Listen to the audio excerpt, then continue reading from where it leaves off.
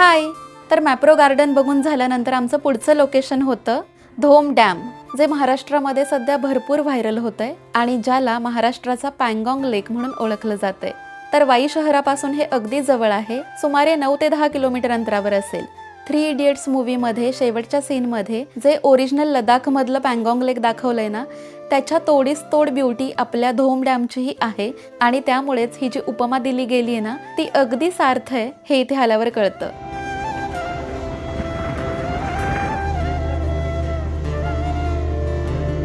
एक सांगू का, खरं तर धोम डॅम म्हणजे वाईकरांचा अगदी जिव्हाळ्याचा विषय.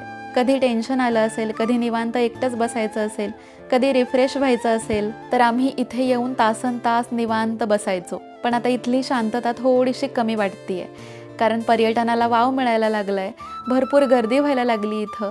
ठीक आहे, ही पण चांगलीच गोष्ट आहे की वाई एक समृद्ध पर्यटन स्थळ व्हायला लागलंय.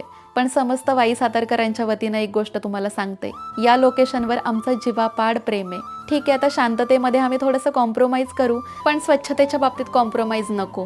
हा परिसर आधीपासूनच खूप स्वच्छ आणि निसर्ग संपन्न आहे, त्यामुळे इथे आलात तर कचरा करू नका, इथे अजिबात घाण करू नका. बस इतकीच विनंती करायची होती. तर चला, भेटू परत.